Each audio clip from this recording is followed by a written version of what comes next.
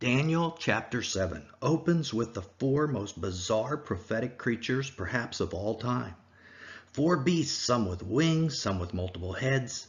In this video, we will explore what they might be and when they might come upon the world. We are going to make an assumption not seen before, that the four beasts of Daniel 7 are the same as the four horns of the goat of Daniel chapter 8. This is an entirely new theory. Unless you read the comments section of our videos, that is, it was suggested by one of the brilliant followers of this channel. And after analyzing the scriptures, I think her thoughts make a lot of sense. So let me share my analysis of her theory with you. In our previous video on Daniel 7, the first installment, we examined the fourth of these beasts in detail. The fourth terrifying beast. If you haven't had a chance to watch that video, click on the banner to check it out now. It sets a lot of the groundwork for this video. In it, we learned that all four beasts are kingdoms and kings that arise on the earth. We also learned that the fourth beast is associated with an evil demon spirit that was previously in the abyss and comes out of the abyss in the end times. Are the other three beasts in Daniel 7 also associated with demon spirits as well? Well, maybe. We know in Daniel 10 that Michael the archangel and another angel are restraining the prince of Persia and later will restrain the prince of Greece. These princes are supernatural and seem associated with earthly kingdoms. So the answer is maybe. Maybe the other three beasts are also associated with demons. And maybe that's why the term beast is used rather than kingdom, because it also represents a demon. But that is a supposition on my part. Scripture is not 100% clear. So returning to Daniel's dream vision of the four beasts. In the previous video, we also learned that the four winds of heaven are angels and are stirring up the great sea, which symbolically is the Gentile nations. We also learned that the great sea is literally the Eastern Mediterranean Sea. The four beasts come out of the Gentile nations in that region, the Eastern Mediterranean. The beasts arise because the four winds of heaven are causing a great commotion that causes them to arise. We're going to take a scripturally based guess at what this commotion is later in the video. These four winds of heaven are found mentioned in other places in Daniel and by other prophets. They are seen again in Daniel 8. And again, it involves the formation of four kingdoms or horns. And then in Daniel 11, we see these same four winds dividing a kingdom into four new kingdoms. This will be a time of great commotion, the breakup of the great kingdom of the goat. So are all these pictures the same event? Is this the coming of the four beasts out of the sea? Are they also the four horns of the goat? That will be our theory in this video. Four colored horses appear in Zechariah, very similar to those in Revelation. And again, these are going out to the four winds of heaven. We will discuss the four horsemen of Revelation in an upcoming video, but obviously there is a similarity between the beasts and the horses as well, and that similarity is the four winds of heaven. There are additional references to the four winds in Jeremiah and in Zechariah, Matthew and Mark, all in end-time settings. And are all of these related in some ways to the beasts? But we are getting ahead of ourselves a little bit, and we'll come back to the four winds of heaven. But at this point, let's return to the four beasts and concentrate on them. The first three beasts, described for us like a lion with eagle's wings, like a bear, and like a leopard with four heads and four wings. To which you may be thinking, duh, I already know that. Those are the historic kingdoms, the same as the four metals of the statue. And the four beasts are the same thing, right? To which I respond, well, maybe not. Although the beasts and the statue are very similar, there are four reasons they may not be exactly the same. Let's look at a verse we examined in the previous video, the beast from the sea in Daniel 7. These great beasts, which are four in number, are four kings, who will arise from the earth. Daniel 7:17. One key to understanding this passage may be that it says the beasts will arise. Will means in the future. When Daniel received this vision, in the first year of King Belshazzar, Nebuchadnezzar had been dead for 10 years already. So this cannot be speaking of him or ancient Babylon. They had already arisen at this point. Second, in Nebuchadnezzar's dream of the statue, all the kingdoms were destroyed at the same time by the stone that hit the statue. Then the iron, the clay, the bronze, the silver, and the gold all together were broken in pieces and became like chaff of the summer threshing floors. But in Daniel 7, the first three beasts were allowed to live on for a season after the destruction of the fourth beast. This is also different than the dream of the statue. In fact, it is an insurmountable difference. If you thought the statue and the beasts were the same, they are not, if only for this difference. But there are two more reasons. The third is that on Nebuchadnezzar's statue, the 10 toes are a separate section. They are part of the end-time manifestation of the Iron Kingdom when it becomes iron and clay mixed. They start out iron and transition into the toes. They are separate from the legs of iron. But when the fourth beast appears in Daniel 7, it already has the 10 horns. It already is the end-time manifestation when it first appears. And finally, as we discussed in a previous video, where will the Antichrist come from according to Daniel 8? The Greek kingdom was never divided into 4 kingdoms, but rather into 24, and then finally it coalesced into 3, but not 4 for any significant period of time. Yet the beast in Daniel 7, the leopard, has 4 heads and 4 wings. And this does not compare with historic Greece that never was divided into 4 nations. So it appears, for these 4 reasons, the 4 beasts are future end-time manifestations.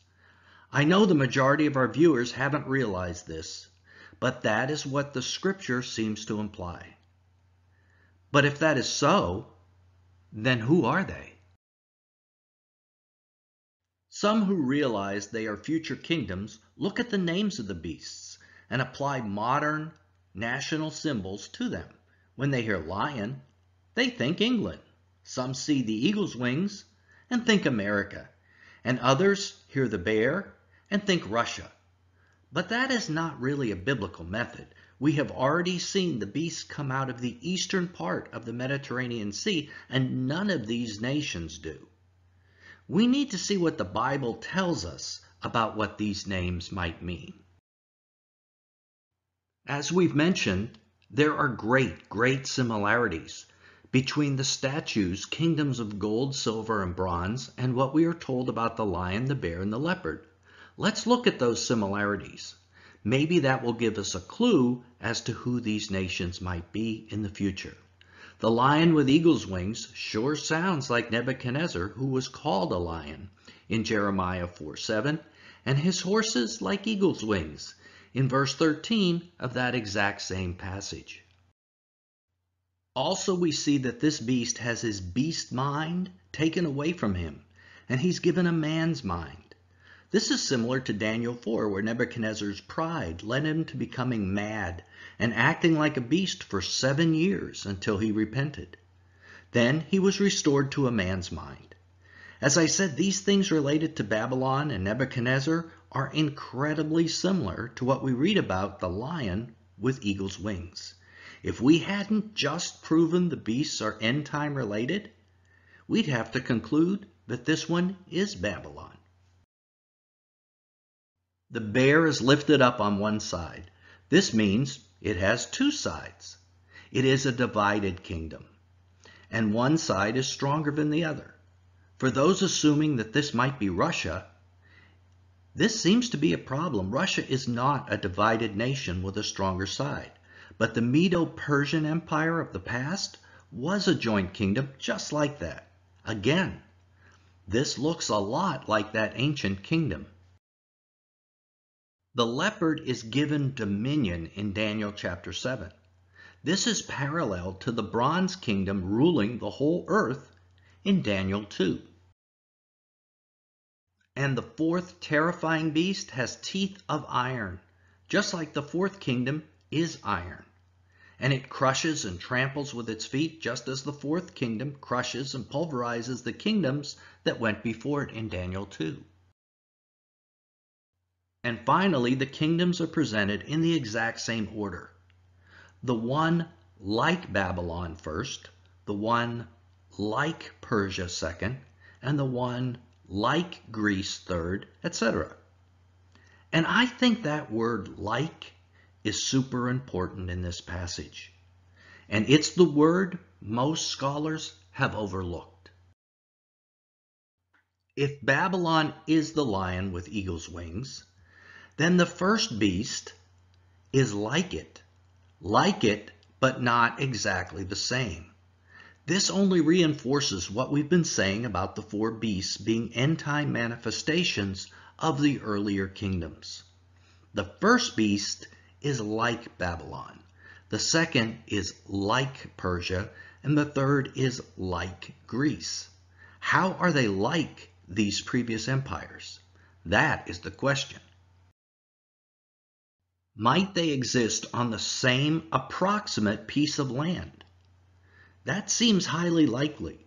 For instance, might the lion exist on the land that was once Babylon? Might the bear exist on the land that was once Persia? And might the leopard exist on the land that was the Hellenistic Greek Empire? We aren't told this directly, but we might surmise that that is true. Might they also exhibit other similar qualities to their ancient counterparts? They might. Specifically, they probably exhibit the traits that are listed in the text. That they will be like the former empire based on the overwhelming character trait given in Daniel 7. The beast that is like a lion might be made to stand up on its feet and be given the mind of a man. Let's look at the lesson that we might learn from ancient Babylon about this character trait of the beast. Nebuchadnezzar's descent into becoming like a beast is recorded in Daniel 4, where we learn that for the sin of pride, Nebuchadnezzar became like a beast for 7 years. Now, every student of prophecy should be picking up their ears at that statement. They should recognize the 7-year period as similar to Daniel's 70th week. It was also a 7-year period. Now, will the beast like a lion with eagle's wings become a beast for that exact period, the 70th week of Daniel, only to be raised up on its feet and given a man's civilized mind at the end of the 7? To me, that would be a logical conclusion. Will the beast like a lion only be a beast for a temporary time? Does it start out with a civilized mind, become a beast for the 70th week of Daniel, and then become civilized again at the end? That would be my best guess. About the bear, we learn 3 facts. It is raised up on one side. It has 3 ribs in its mouth, and it's told to consume much flesh. Being raised up implies there are 2 sides to this kingdom, and one is stronger than the other. The 3 ribs may mean it consumes 3 other nations, and the consuming much flesh implies it has an appetite for conquest. The leopard has 4 heads, and it is the only one of the beasts that is said to be given dominion. Does this mean that the end-time beast is the first to conquer the other beasts in this area? I think that may be what it means. We will discuss this further in the next video as we begin to discuss the timing and order of these end-time events in Daniel 7.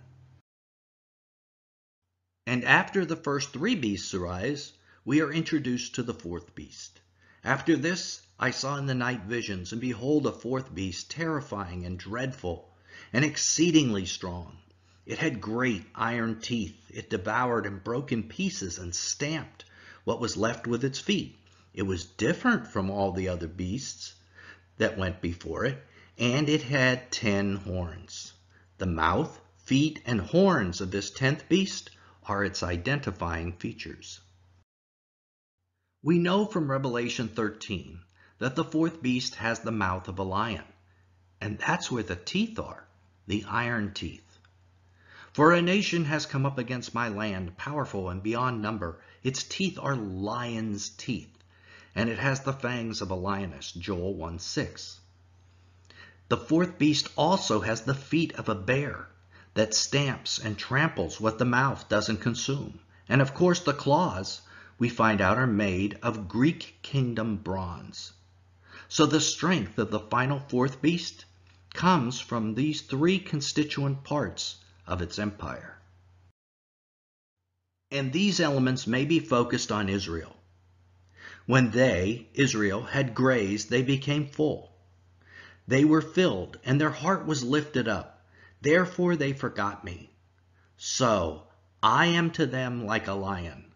Like a leopard I will lurk beside the way. I will fall upon them like a bear robbed of her cubs.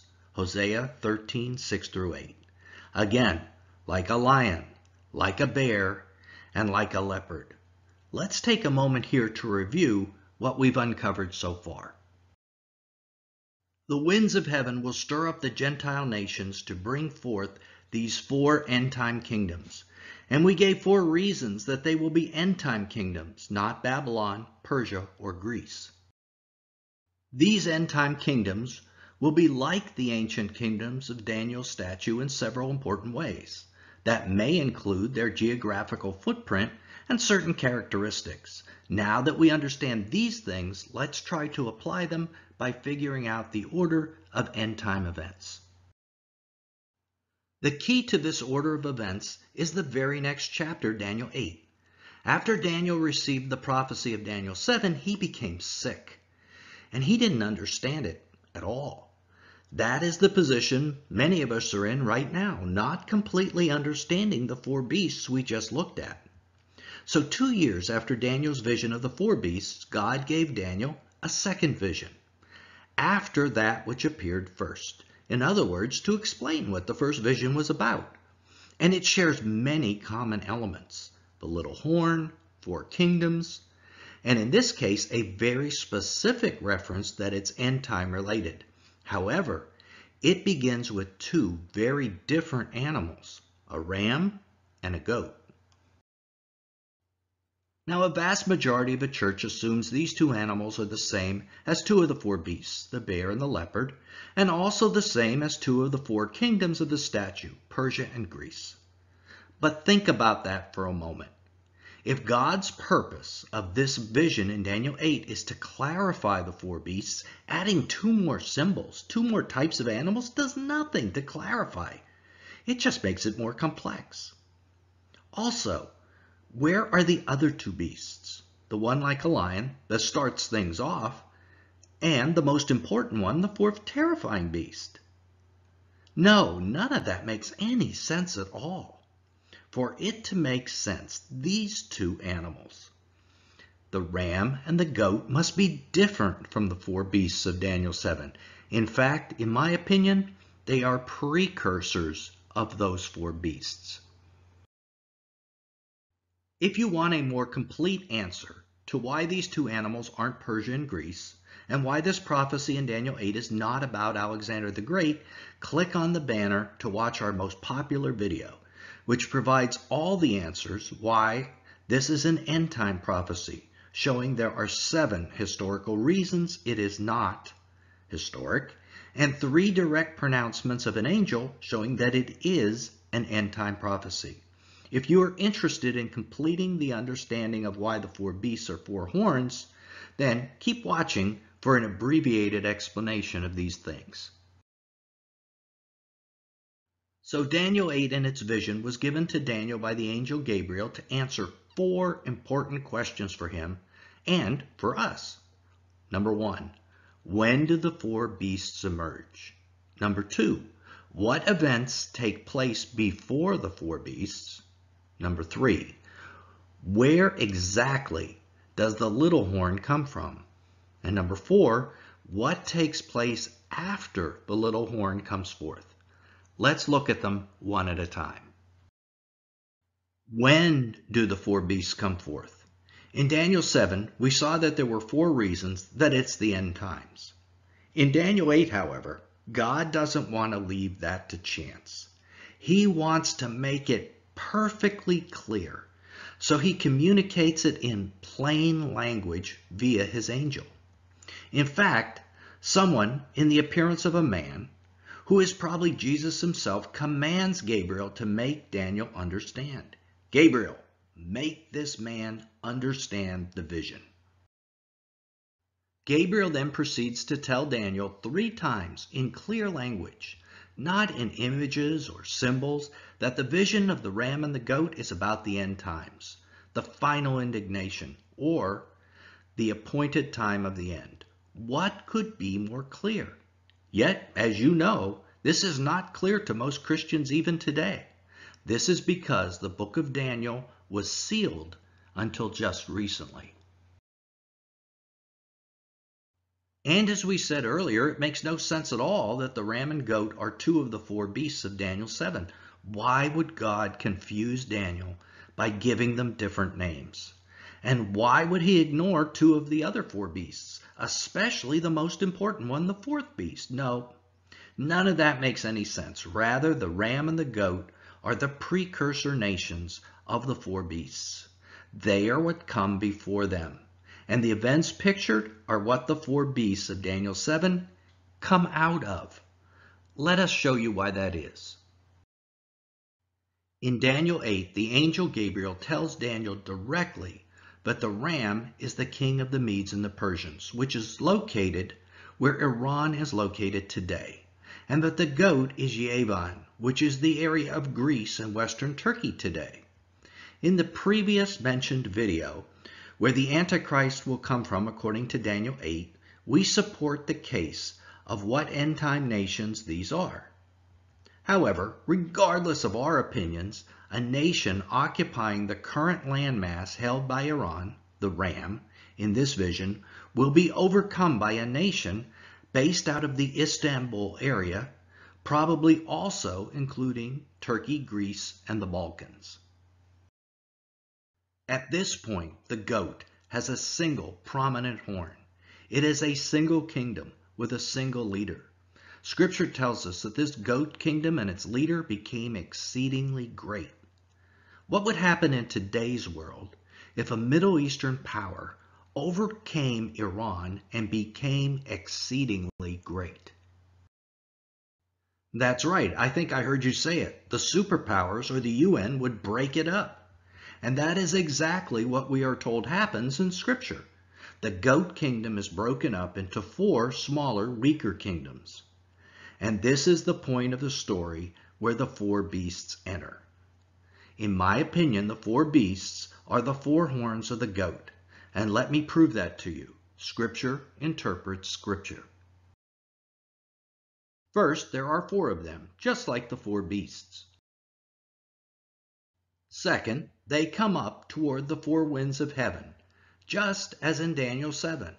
We learned the 4 beasts came out of the sea after it was stirred up by these same winds. So what is the stirring up of the Gentile nations?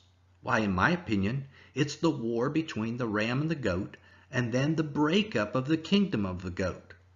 This creates the 4 horns, which are the 4 beasts. It is quite a stir-up, to say the least. Third, they are horns. And out of one of them comes the little horn, just as we see in Daniel 7, where the little horn comes out from among the 10 horns. So, are the 4 horns of the goat 4 of the 10 horns we read about in Daniel 7? Yes, that is my theory. In fact, might all 10 horns be created at this exact same time as the 4 horns of the goat? Maybe yes, maybe no, but it's a strong possibility in my opinion. Then the exact same process occurs in both Daniel 8 and in Daniel 7. The little horn plucks out 3 of the original horns by the roots. In Daniel 8, we read he became great towards 3 directions of the compass, to the south, to the east, and to the west, which is where Israel, the glorious land, is. So we have seen 5 separate reasons that the 4 beasts of Daniel 7 are the 4 horns of Daniel 8. Why has no one seen this before the commentator on one of my other videos?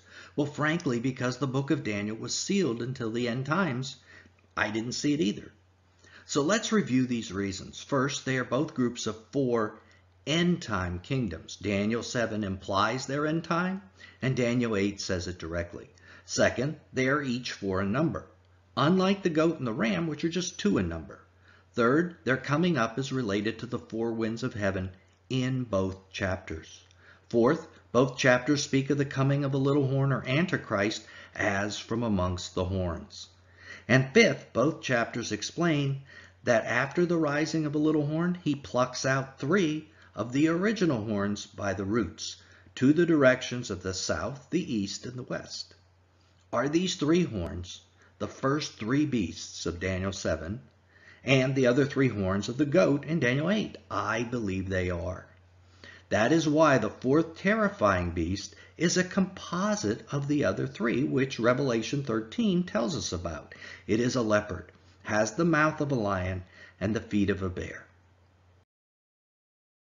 And in our next video, we will complete our study on Daniel 7 and Daniel 8 and discuss the career of a little horn.